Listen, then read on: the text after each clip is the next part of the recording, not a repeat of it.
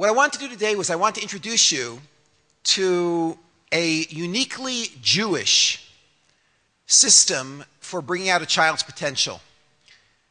The system is thousands of years old, carried down by tradition. I actually heard it for the first time from an elderly sage in Yerushalayim many years ago and spent years standing by his side trying to absorb the system. And I'm now going to try to give over to you in as systematized a way as possible the outline of the system. The thesis behind Jewish parenting is that there are three things that we need to do to raise great kids. Those three things are considered educational, and those three things will bring out their potential. Anything else we do with our kids is at best a waste of time, and it could be it's even counterproductive, which is very challenging and very exciting because it means I've only got to focus on three things, and if I've got those three things down, my child will become who they could become. And those three elements are something called planting, something called building, and something called prayer. And we'll try to understand how each of those three function. First, planting. Planting is a process which is built into this world. It's part of the physical universe. And we see organic growth everywhere we look, and that process of organic growth stretches from the physical world all the way down into the spiritual world. And therefore, when we're trying to bring forth a child's potential, we rely on the exact same process with the exact same rules as we see in the organic world. How do you plant in the organic world? The way that you do it is you dig a hole, you drop a seed, and you pour some water in, and then you wait. And you wait. And you wait, because planting takes time. But if properly nurtured, over a period of time, something sprouts. And then if properly nurtured, we'll get spectacular fruit. You can't rush that process. It will happen at its own speed. And every plant is genetically engineered to become itself. And no matter how much I try to force a potato to become an apple, I'm not going to be successful because each has its own identity. That's the nature of planting in the agricultural world. What does planting look like in the spiritual realm when we're dealing with human beings? So it's very similar. You drop a seed in and you water it and you nurture it and you wait. What's the seed? So planting is a cognitive process. That is, what I do is I present to a child over and over and over again perspectives and values. Perspectives are a template that allows the child to look out at physical facts, but instead of seeing just physical facts, they perceive those physical facts through a moral lens, so that things take on for them an ethical meaning. Perspective and values are both parts of planting. Values are when I teach a child, this is more important than that. That peace is more important than truth. When I teach children a hierarchy of values, that's half of what planting is all about.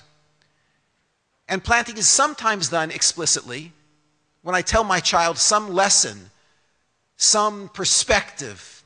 I teach them some value explicitly, but often, probably 95% of the time, planting is accomplished by personal example. When I live my life, I am planting in my children. And assuming that I get the seeds into the child, which is a challenge we'll speak about, if I can actually get the seed to the child, and I nurture that child with the unique kind of water that causes children to develop into who they need to be, and we'll talk about what that water is, that seed will take root.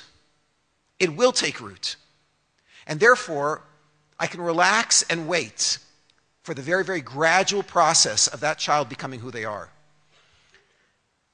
There's a fantastic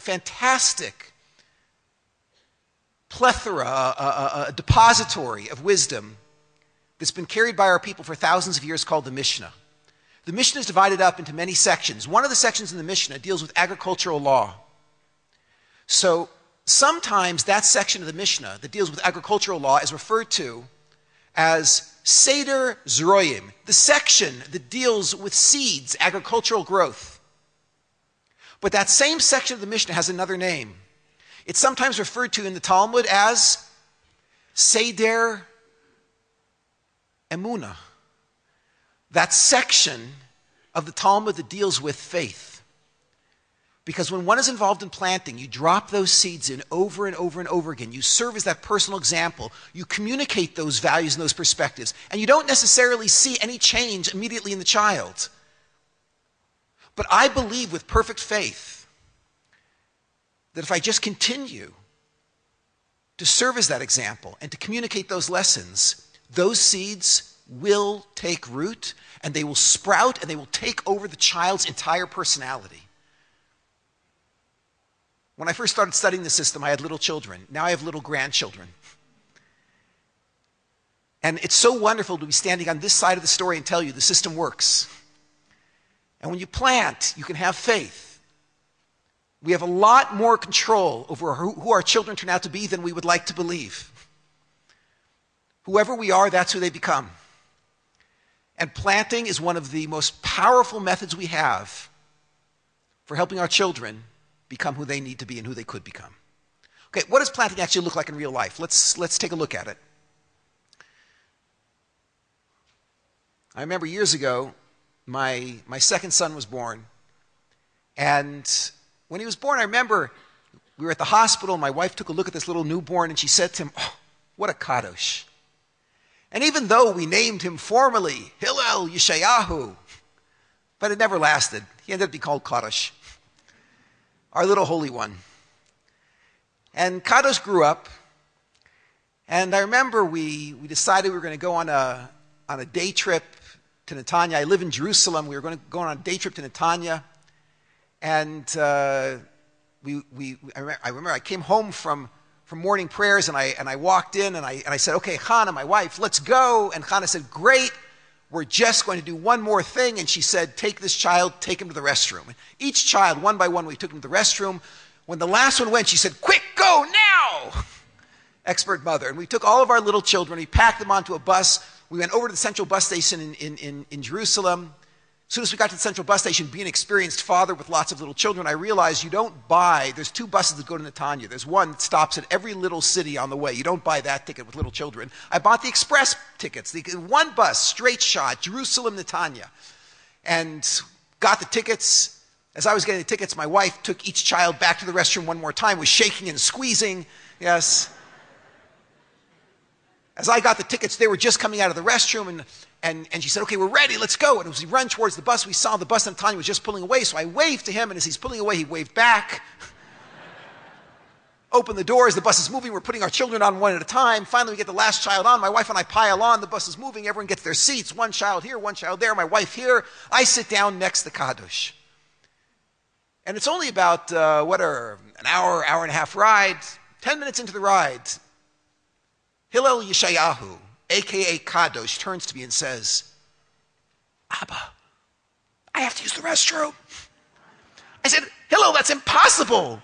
Use the restroom twice. Didn't have to go then, have to go now." So I said, "Hillel, don't worry, we're almost there. We'll be there soon." Okay. That was a lie. 15 minutes later, "Abba, have to go now."